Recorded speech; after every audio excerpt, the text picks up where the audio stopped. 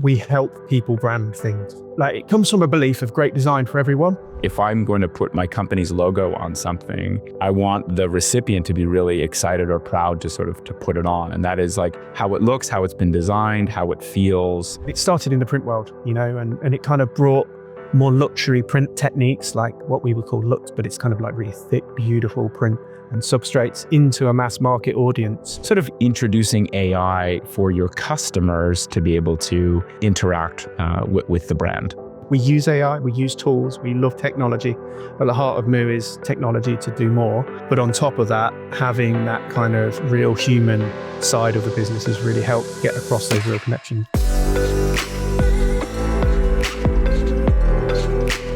Good morning or good afternoon, everyone, and welcome to another episode of the Brilliant Commerce Podcast, where I get a chance to sit down with some of the brightest minds in commerce behind today's iconic, or as I like to say, soon to be iconic brands. This morning, my time, this afternoon, Corin's time, thrilled to be joined by Corin Mills, who is VP of Products, Brand, and E-commerce at MOO. Corin, thanks for joining me on the podcast today. Hey, thanks for having me on. It's great to get into some chat on commerce. Yeah. We've already covered the fact that somewhat subtly that we're in different time zones. So where am I finding you today? Yeah, so I'm in London. MOO was kind of started in the UK, but actually its main focus is the US. So I've got teams in the US on the East Coast side of Boston and in Providence as well.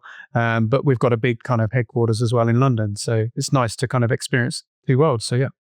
Yeah, that was I mentioned to you in sort of like the quick warm up we had that I've been a MOO customer for, it's been more than a decade. And I had no idea that the company was headquartered in the UK. I sort of just assumed, given its penetration in the North American and specifically US market, that it was a US based company. But yeah, sort of like an interesting discovery for sure. And in doing a little bit of research, you haven't just been at MOO, you've had a really interesting background in brand and in marketing and commerce. And there's a lot that I want to unpack today, but maybe take a minute or two and give me a little bit of sort of like your background, and then we'll dive into the conversation. Yeah, of course. Well, I suppose starting at the beginning is the perfect place to start, right? So look, my background, it kind of comes from a product design, as in physical product design was what I studied and kind of was the passion. And but I shifted that into retail design early on. It was just great to kind of, not too dissimilar to, let's say, e-commerce and a site. A store is very much the demonstration of a business in action. So it was like working across the business. How do you take brand? How do you take a product, the offers, the personality, and all of those things and bring it to life for customers, but have that service behind it? So it was quite a complex, customer-focused kind of beginning to my career in retail design that then slowly shifted me towards where I had more of a passion, which was that kind of central kind of strategy of a business and brand, and how that really changes. So then, I kind of started in the telco space, retail design.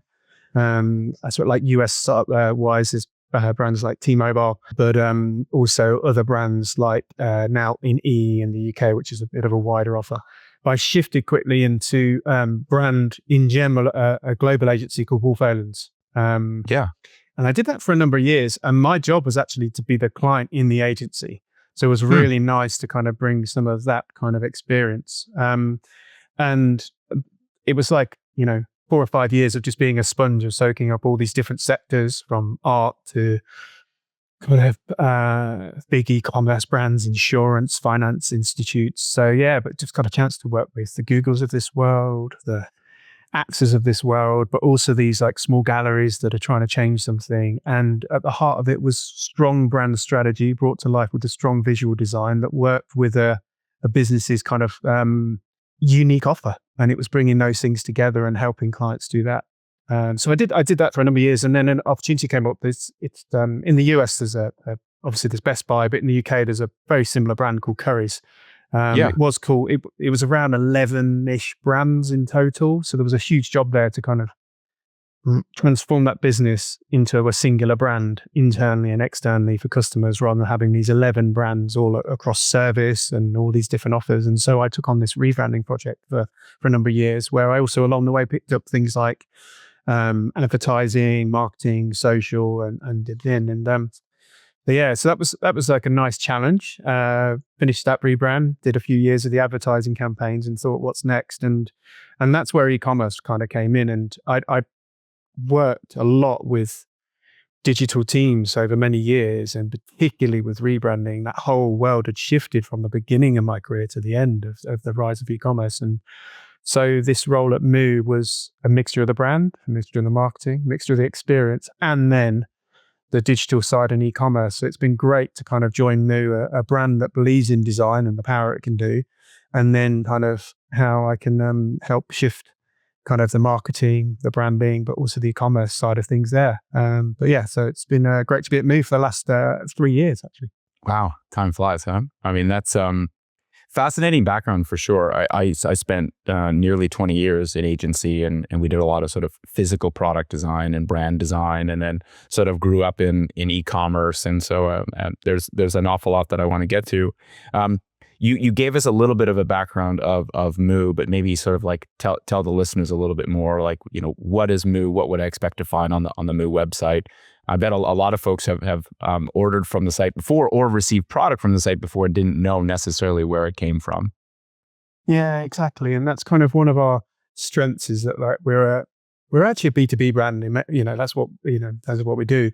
Yeah. We help people brand things. Is it put in its simplest form, and it comes from a belief of great design for everyone. How certain things, and it started in the print world, and it kind of brought more luxury print techniques, like what we would call lux, but it's kind of like really thick, beautiful print and substrates into a mass market audience. And so its quality, quite remarkable. Print was the big thing, and business cards actually was the big growth in the US. That was my first in particular. Purchase. Yeah.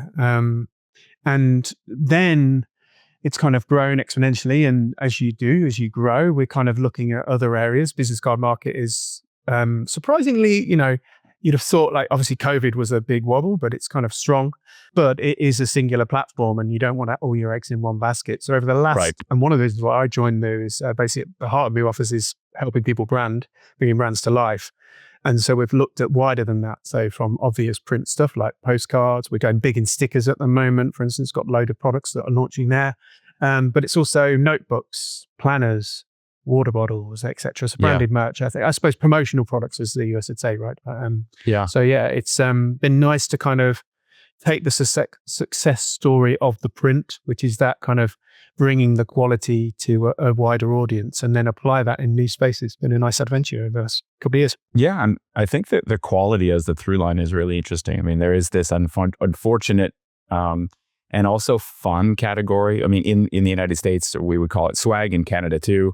Yeah. And a lot of times, sometimes, like, I think about swag as like a race to the bottom, and like, but yet I want, if I'm going to put my company's logo on something, I want the recipient to be really excited or proud to put it on. And that is like how it looks, how it's been designed, how it feels. And my interactions with MOO have always really communicated that. It wasn't a business card that I was embarrassed to give away, or a notebook that I didn't want to write in. It always felt really great. And I think that starts with the digital experience of finding your customer, inviting them into the process, introducing them to these design tools, all the way through to receiving it, the product, and being excited to sort of give it out to, whether you're giving it out to your company or you're giving it out to customers or to prospects. That was really important. So this notion of brand, where quality seems to be sort of like one of that is sort of the key tenets. How do you come up with or how do you encourage the team to think about storytelling, starting that digitally with something that you can't necessarily feel, but communicating that it's not just another printed product, that in fact that is one of the differentiators for the platform and for the brand? Good question. Yeah. So I think if we start digitally, I think firstly, there is that extra care and attention that's applied to the visuals, to the piece. And I think we have to sometimes look wider than necessarily the pure kind of UX design that, you might ask me later, like a site I love or something. I'll probably pick something that's kind of probably more intuitive to use. But at the same time, that storytelling aspect is something that must be woven through the site, but done in a way when customers want it, not getting in the way. Right. So I think the starting point actually is, as a brand, we have some strong beliefs. we have some really strong beliefs about, we believe in real connections, and they have more of an impact. We believe in that quality, and we take the time to make sure our communications have that. And at the heart of it, we do believe the benefit of design. And so we start with the storytelling. We put a bit of an emphasis on CRM and the digital conversation, but then we quickly shift to getting product in hand. So this morning, for instance, I was working on a strategy deck around sampling in 2026. Over the last 2 years, we have shifted and really put an emphasis on what we'd say it's a micro transaction from an advert, so someone can order a sample pack as seamless as possible, because we want to get our products in customers' hands. So it's B2B business can sometimes be a bit boring, but getting the excitement of a simple transaction in a more complex world where there's design and sometimes kind of subscriptions, etc. By focusing on that, it's really helped us demonstrate where we stand. Lastly, it's also just about real human service as well. You're always just one phone call away from a real designer or a real service who will help you. We use AI, we use tools, we love technology. At the heart of MOO is technology to do more. But on top of that, having that kind of real human side of the business has really helped get across those real connections. So yeah, strong brand beliefs, putting our money where our kind of mouth is in terms of sampling, and always taking that little bit of extra care to do that storytelling is kind of the big three. Yeah, I mean, I think the storytelling piece is huge. I like that you brought up AI. We'll get there eventually, and it's to me, I think some of the magic in what you all do is it's not using AI to get rid of the humans. Actually, as you just said, the human component to this is really, really important. And so, how do we use these tools to actually deliver a better physical product or digital experience? I think is wonderful, where it just feels intuitive. It's part of the brand. It doesn't necessarily feel transactional. I do get a chance to talk to a lot of people about sampling, and I think that that's a really interesting strategy, in that you want to get that product into people's hands so they can ultimately feel that quality. If my research is correct, you did go through a rebrand in 2024, is that right? On the MOO side of things, right, yeah. I guess that was largely under your direction. What was the motivation for that? So although my CV might not necessarily show it, but I'm not necessarily a firm believer in rebrands as being the answer. I think it's it's often ego-led or the easiest thing. Although rebrands are big jobs, sometimes facing into kind of product strategy or architecturally the structure of a business will have much more of an impact on your performance, or actually some of the marketing planning that can be hugely complex, from doing customer research right through to the kind of product and price and place. It was clear at MOO that after a number of years of having a really kind of strong brand in a very commoditized market, that some competitors had caught up, and that naturally, after, like I say, it was 10 plus years since the previous visual change, it just, the world had changed a lot of time, Yeah. So there was just some best practice put back in, getting our brand assets working hard. So kept the logo. It wasn't one of those, I would call it an evolution rather than revolution. It was the logo's strong, the name's strong. Let's not change that just for the sake of it, because I joined the business and I want a different name, or the founders got bored of it. It wasn't any of that. It was smart thinking there. But the main thing was that there was a tightening of the identity. There was a modernizing of it. And it was coupled with a shift of strategy for the business into new areas, new products. So we designed the system to allow us to communicate wider than just print. And so, so in 24, we set off visually to shape things up, make it more digital ready, fit the new strategy of the business, and get us a bit more of the best practice in. So assets worked harder. But that didn't stop there. Personality of the brand is something that we've been trying to dial up over the last 2 years more and more and more. Kind of links back to your first question. I'll just repeat myself, because in a commoditized market, we needed to tell more stories. So we wanted to have more of a belief and attitude about it.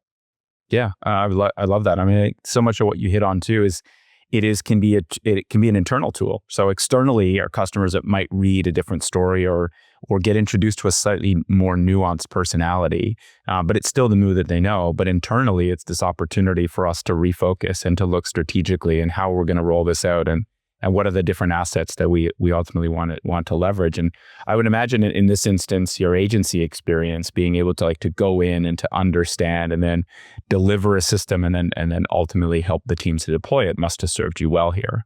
Yeah, I think that was particularly in the businesses like MOO side. So we're a 100 million revenue plus business. We're not a small business. We've been around for a number of years, but we're not a huge business. So you don't have this big brand team who can pick up a rebrand and transform. So it was really useful to come off the back of a major transformation project where I've been client side, but come also with that agency side and just start where the impact is and there's quick wins. So there was a whole planning process of and this is consistent across most implementation plans, but high impact, ease, they're the things easy to do. You start there, etc. But then there's high impact stuff that will take years that has such a big impact that you need to get going on. And so there was a big prioritization focus that I helped the teams on. But the great thing at MOO is you've got a ton of people who were just keen to get going on it, and they kind of embrace that challenge early on. I think the tough bit actually is sometimes slowing some things down when they're no, let's not change it already. We've done this work. Let's just put that best practice in. So sometimes it was the opposite. It was kind of slowing it down in places where there was a bit too much change happening. Yeah, I think it's important to be able to have that experience to be able to encourage that patience. And then also the balancing out of measuring the return on an investment for like brand investment. And I think one of the things that really stood out to me as I looked through your career is more often than not, brand was in your title, and brand came before things like e-commerce or marketing. And so I don't think there's a better person that I can ask this question as I think about brands who are looking to strike that balance between what's become known as performance marketing, sort of dollars that I'm going to allocate to acquire customers, which are arguably easier to measure. You can sort of say, well, I spent, X amount of dollars and I acquired Y amount of customers, so I know what my return on investment is, or I can dial up my my channel strategy. But twinning that against investments in brand are a little bit harder. They tend to be, well, we're going to do this and we're going to measure our return on investment, but clearly important. There's a reason why people are going to come to your site. Businesses are going to come back. Businesses are going to take chances to buy more from you as the product catalog is expanded. So given the decade plus of experience that you have investing in brand, what advice would you have for other companies or founders to strike that right balance between brand investment versus just pure performance marketing dollars? Yeah, it's a real tough one. I think every business I've worked with and worked on, they've all struggled with that balance. I think first and foremost, it starts internally in terms of belief. And I think that you can see there's tons of data out there. There's data that shows that the stronger the awareness investment, the better your performance marketing works. Okay. Which is kind of common sense. It's hard to argue, right? but it's hard to argue, but it's difficult to point at the exact reason. Yeah. Now the difficulty is seeing that, as you've kind of alluded to in your question, seeing that internally within your business, it's really hard to do. On top of that, it's very easy to look at those charts and say, look, there's the proof, and then go, yeah, but now you risk the revenue for the next 3 months as we transition. Right. So I think my experience there is that, first of all, it's getting teams to agree that the way they are individually working shouldn't be a siloed thing. And I think so often a structure of a business has accidentally caused that by having a performance marketing team over here with a different set of goals and objectives, and then say an awareness team over here or a brand team over here. It's bringing those together, not necessarily structurally, but bringing those together objective-wise or mission or OKR-wise or whatever to work together. And I think what you'll soon realize is that by working together, you will greatly help each other because ideally you have a strong econometrics model, which I've worked in a business that had a very good 10-year-old model that had slowly been shifted. So you could see the benefit of what, upper funnel, whatever you want to call it, awareness, brand, why us, what USP messaging was having.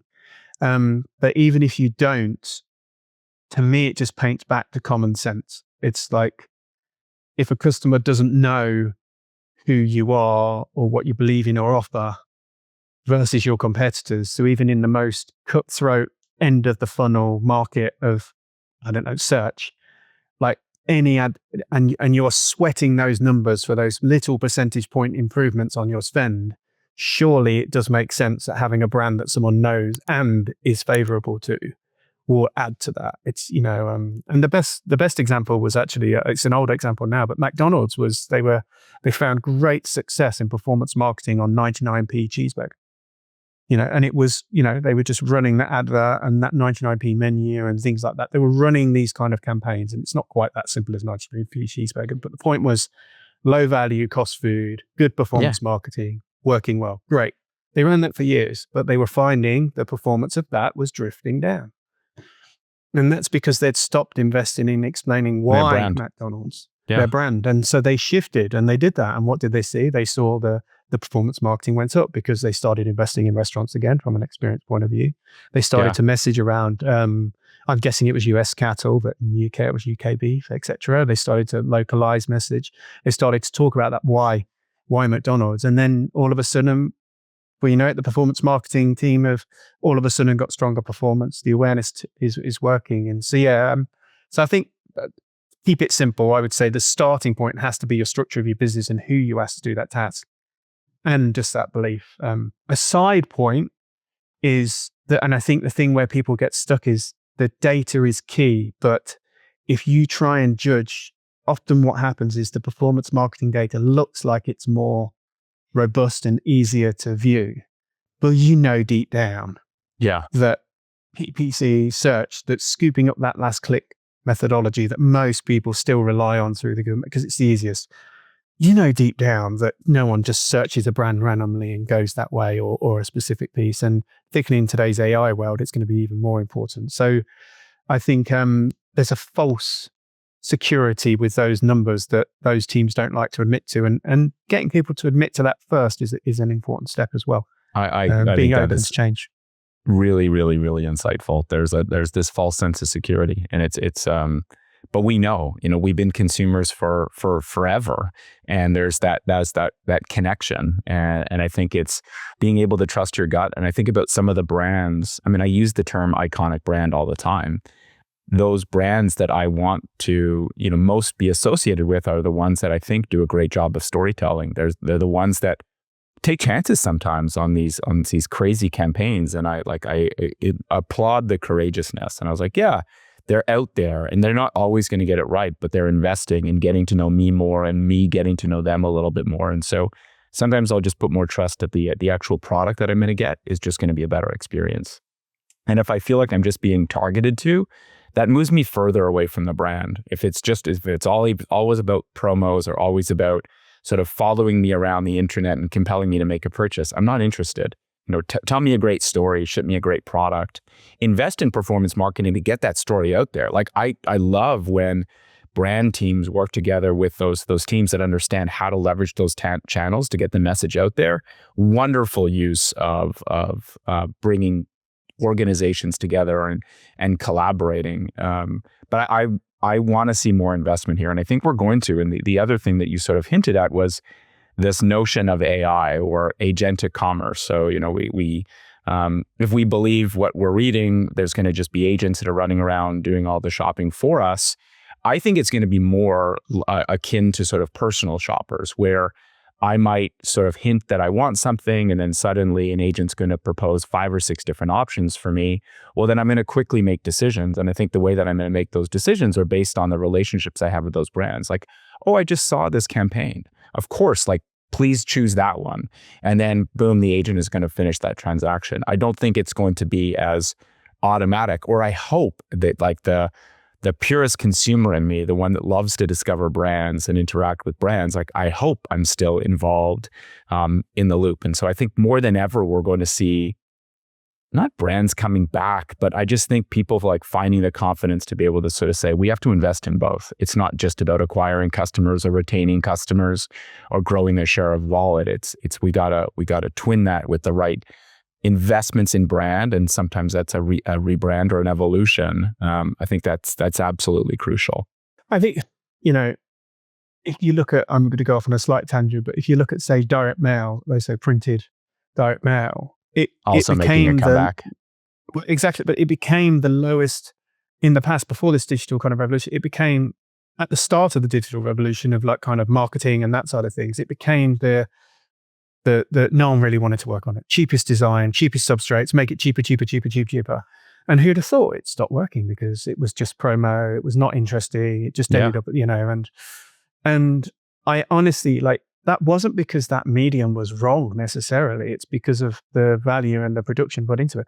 I think we're still the same with CRM. Like now it's just volume. It's just none. Like we sign up to get those emails so we get your first purchase off 10%. And we all just like, who sits and reads all those, and again, like there are a few companies that do it, brands that do it so well that you actually, I do want to read this and I do want to, and I do want to engage. But I like to hope that as we shift into the AI world, in a world where right now, over the last few years, content is wrote for SEO purposes, really, not for actually, I want to educate, I want to give a tool to my audiences to enlighten them and do that. It really is like we write content for SEO, which is the vast majority of brands do that. I hope this shift will actually, to your point, make people stop and go, hang on a minute, let's write some genuine stuff. Now, the cynical part of me thinks that obviously there's always a way to game the system, particularly here. So there's definitely going to be some of that going on. But I do think that it will make people up their game and just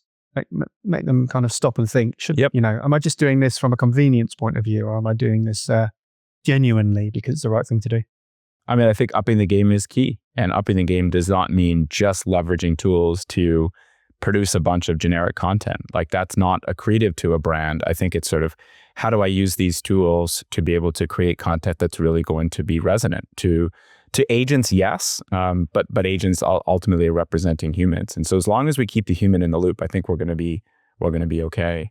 Before I run us out of time here, one of the things that I read or heard you say that is something that I've said that I wanted to sort of get your point of view on is this idea, speaking of upping our games, the recommendation to not conflate a replatform with a redesign, and not to do the same together. I thought I was the only one that was on record of sort of saying like, never fall into this trap.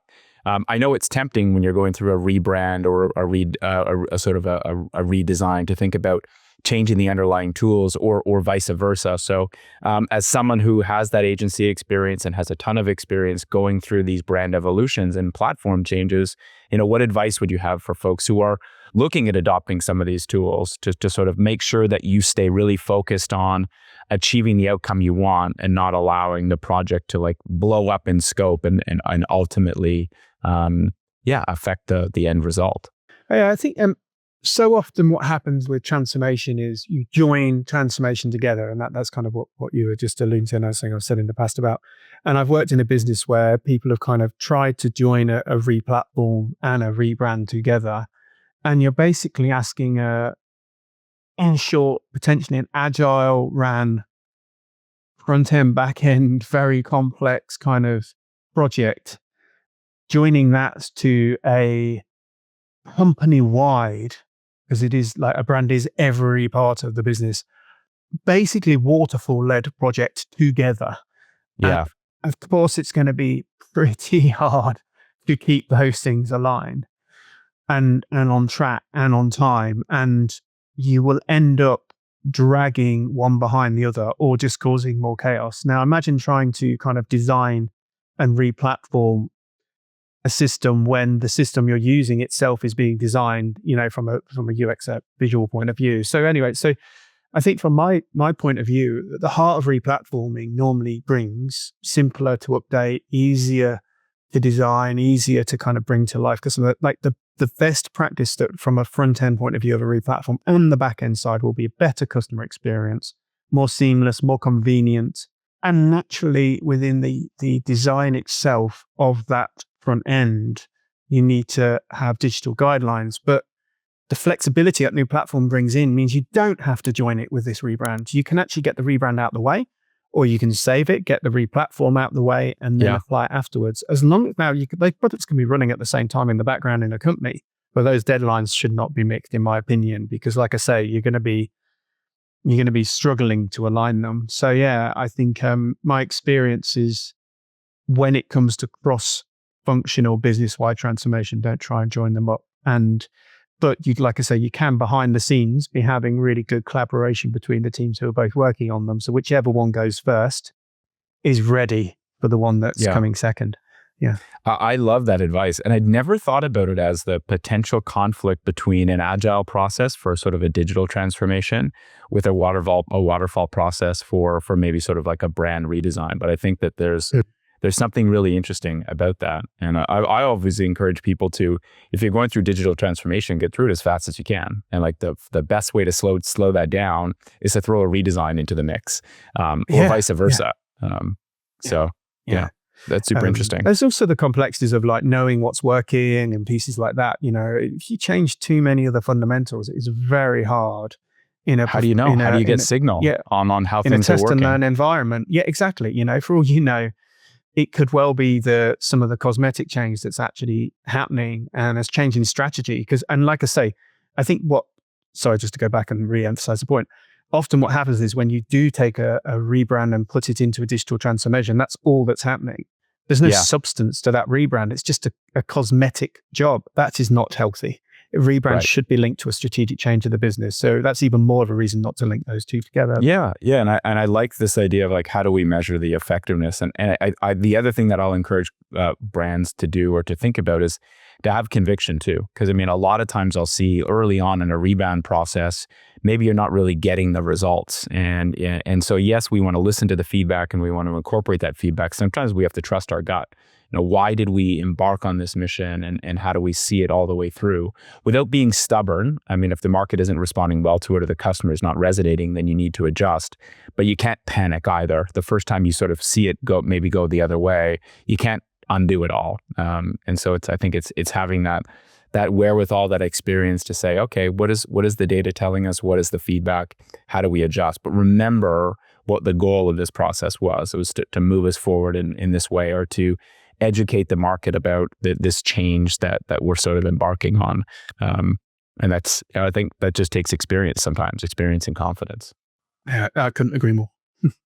But I can't let us go before we do talk about AI. So we've danced around it, I think, throughout the sort of the conversation. But I'm just really curious at MOO, how have you all or your teams adopted AI internally?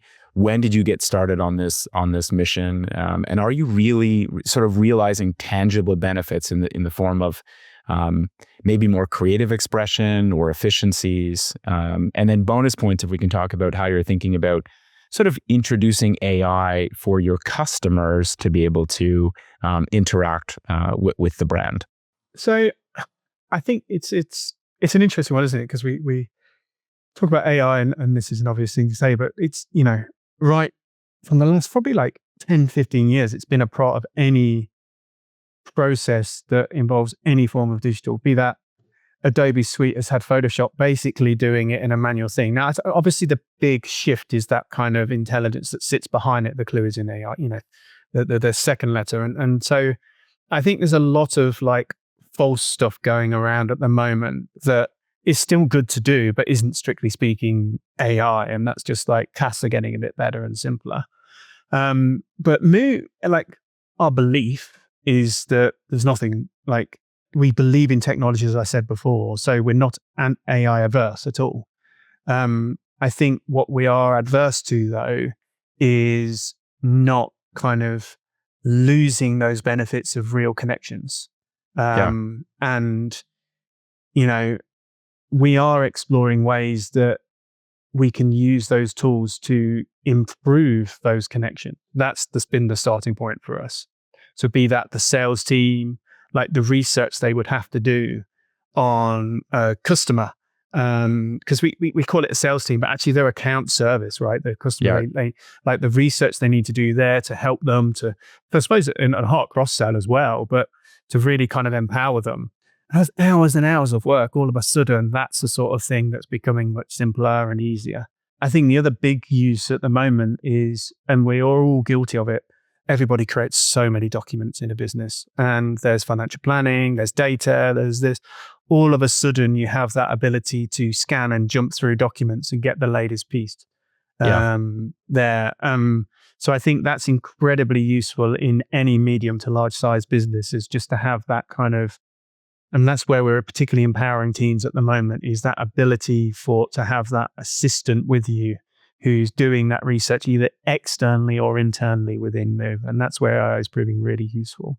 The big usage actually that we love is that we're a values-led business. We believe in development for employees. We believe in putting that time in and having that clear path. But often what happens is the paperwork, right? Like the paperwork of reviews of these sorts of things and collating 360 feedback and those sorts of things. Again, like the brilliance of AI is not just like reading through that and giving you a short summary. It's not about making the task easier and then just trusting that summary and going and reading off 4 bullet points rather than doing it. It's not about that. Actually, what it's about actually is creating a more useful document for them to read, post a great kind of one-on-one conversation that brings together all the information, that standardizes the development across the business, that uses templates, that embraces that and helps people do the logistics. So they're like three examples of kind of the research side has been a big focus. There is obviously, I think there's a couple of really fascinating things that people are only just getting their heads around, like agent to agent communication. And let's just be clear, I don't think anyone knows where it's going or what's going to happen. I think you can have a good guess, but it's pretty hard to know how this thing is going to play out. But I think internally as well, like how you structure your documents. And I think soon we're all going to be learning how to write a document so AI can really read it properly. And I think that's going to be a bit of a stumbling block at one point, where all of a sudden the limitations of AI will dictate how we do things. And that's going to be a really strange period of time. Like all of us shifting to Word documents all of a sudden versus presentations or things that, and certain ways of laying out Excel spreadsheets so they don't get confused. And that, I think that's going to be really interesting. And I do think there's a few limitations of AI that we're just going to be stuck at for a number of years probably. So yeah. But to answer your last question, like how we're bringing it to the forefront, firstly, it's the main way of helping the customer offer is, like I said, is creating more time for service and sales agents to speak to a customer. That's the main use of it at the moment. And then on top of that, empowering those interactions even faster. So using AI to run through the lines. And then from a customer point of view, I think it's just that there's certain quick wins, like, the chat on the site being smarter and pieces like that. But yeah, right now, we are not like on the edge of AI and really pushing it into everything customer facing. It really is about trying to reduce the logistics of the paperwork, the research, and that to get more real time with the customers, because it's a differentiator for me. So yeah, that's been the focus. I love that. And I think that's really authentic to the brand. Is how do you use AI internally to give your team superpower so they can spend more time doing the things that really matter to the customer and sort of less time doing the things that maybe would hold them back from talking to 10 customers in a day because they're doing all of that research. And I think, more often than not, the people that are really honest about it, that don't need to just say that, oh, we're using the latest and greatest. It's that, it's like, we're not in a hurry to completely automate the process and cut the humans out of the loop. It's like, we want to get even closer to our customers. And that's where I'm truly excited about what can happen as we move into this new era and continue to be curious and continue to learn but not ever forget what got us here. That there are these tenets of brand building that are as old, like much older than the e-commerce industry. And we keep going back to them. What worked 50 years ago still works today. So as long as we've got humans in the loop, I think that there's hope for commerce to continue. Yeah, no, exactly. So not anti-AI in the slightest, actually, it's being embraced, but just embracing it to help us kind of stay true to our beliefs even more. I love that. I think that's a great place to wrap up today's conversation. Corin, thank you so much for joining me today. Really excited to continue to follow along on your journey, and excited to make my next purchase on MOO. Oh, great. Thanks for having me. It's been lovely to chat through. Yeah, nice to get into this stuff. Yeah, pleasure.